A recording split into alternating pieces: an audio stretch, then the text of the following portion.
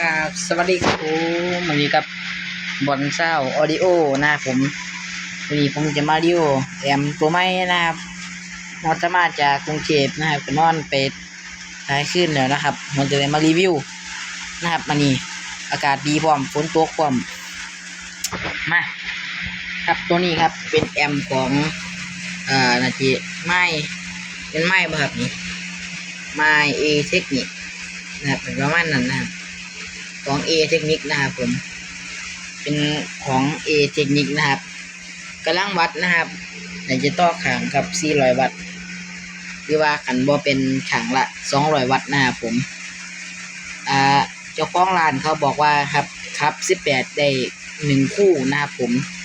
เท่ากับสำคัญกับตัวนี้ครับแต่ว่าตัวนี้จะแห้งกว่าครับผมเพราะว่าเป็น450วัตต์นะครับเลยจะแห้งกว่าครับกลางนี่ลำโพงเกือบดอกขาดครับผมเป็นครับกลางนะครับไอ้พวกไว้ครับเบียดก่อนเดี๋ยวขันได้กลางมาอีกยักที่ตัวมาครับอีกนะครับผมตัวนี้ก็เย็นผมมาเอารีวิวใหม่เบอร์ได้นะครับผมนี่ครับอันนี้เป็น power amp Rogen นะครับผม Rogen DCE 445S นะครับซีรีส์4นะครับผมกำลังวัดสูงสุดอยู่ที่450วัตต์ได้ไฟ AC DC ได้นะครับผมได้ไฟต่อแบตเตอรี่ได้นะครับแบตเตอรี่24โวลต์นะครับหรือแบตเตอรี่รถยนต์นะครับผมต่อได้ครับผมตัวนี้นะครับนี่หูจับครับผมนี่หูจับให้4โตครับผมข้างละ2ครับผมหูจับนะครับตัวนี้เสียบไม่ได้ทั้งเบิด4ช่องนะครับปรับได้ตามนี้นะครับตัวนี้เบสกลางแหลมครับผมปรับได้ตัวนี้เป็นเบสกลางและก็แหลมนะครับผมนี่ครับประมาณนี้ครับตัวนี้นะครับผมใส่เป็นคับเบสนะครับผมเปลี่ยนวอลลุ่มมาเบิดแล้วนะครับผมตัวนี้ผมใส่คับเบสนะครับผมคับเบส18นิ้วคับเบส18นิ้ว2ตู้นะครับผมครับคับเบส18นิ้ว2ตู้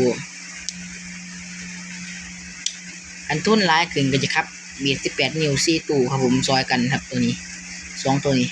แล้วก็จะซื้อตัวใหม่เป็น800วัตต์มาครับแทนตัวนี้นะครับให้เป็น18ข้างละ2นะครับผม ครับเอเทคนิคครับไม้เอเทคนิคผมขับกลางครับผมขับกลางและขับกลางแหลมครับผมฝั่งนี้จะเป็น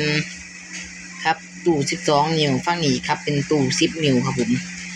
ข้างนี้จะเป็นตู้10นิ้วดอกรถยนต์ดอกรถยนต์ดอกรถยนต์นะครับดอกรถยนต์10นิ้วดอกรถยนต์เบสนะครับ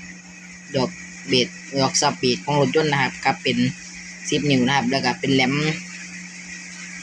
มัจจุราชนะครับเป็นแหลมมัจจุราชอีก6ตัวนะครับผมตัวนี้นะครับอันนี้ฝั่งนี้ครับกลาง12นิ้ว2ดอกแล้วก็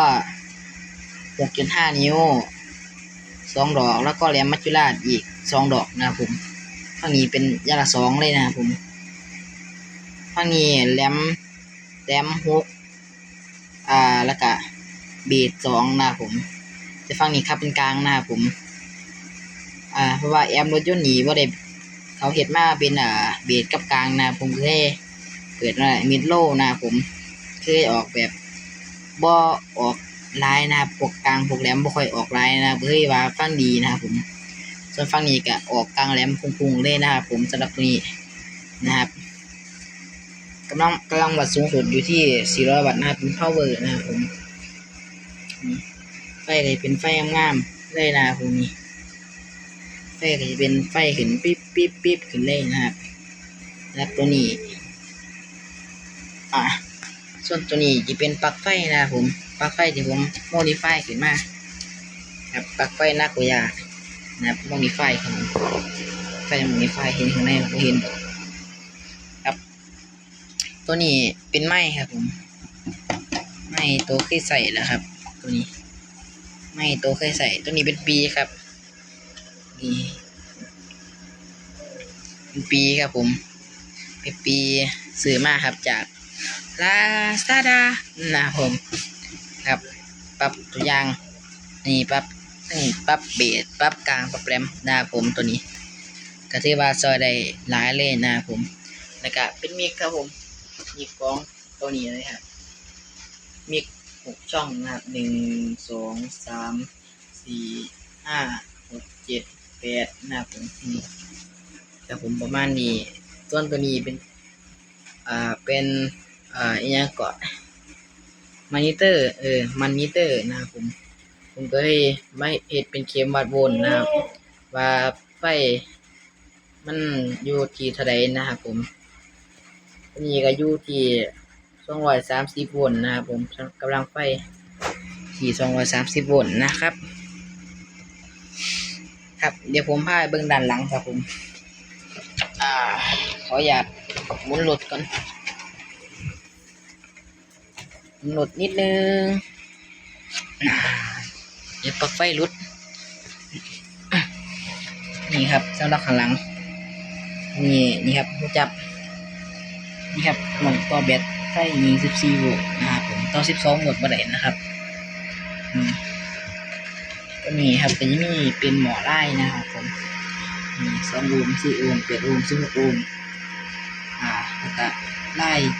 70 โวลต์แล้วก็100 โวลต์นะครับผมนี่เป็นข้างหลังของแอมป์ตัวใหม่ครับผมนี่สเปคคอนให้นะครับสายแจ็คนะครับซื้อบริษัทเป็นสายแจ็คกับซื้อออนนะครับนี่ปลั๊กไฟโมดิฟายอย่าปล่อยครับผมนี่ก็เป็นมัดกอกไม้ครับผมดีครับมีค่าซิเตอร์ครับเห็นไหมครับค่าซิเตอร์ก็คือมาลายอยู่นะครับเราเลยนะครับ8กับ10 ปูครับผมซิเตอร์8กับ10 ปูมันเนี่ยนะครับนี่ก็เป็นรุ่นเรียงเลยรถไม่แห้งครับผมตัวนี้เนี่ยกะประมาณนี้ครับผมนี่เป็นมิกครับผมประมาณนี้นะครับผมครับผมกับสำหรับคลิปนี้ก็ต้องขอไว้เพียงแค่นี้ก่อนครับคือว่าเป็นการหิวนอนจนเกินไปนะครับเอามาให้ทายดูครับนะฮะหยีดับไฟนอนเลยด้วยครับเลยนี่ครับข้างหน้าก็ประมาณนี้เลยนะครับครับกับสำหรับคลิปนี้ก็ต้องขอไว้เพียงแค่นี้ครับ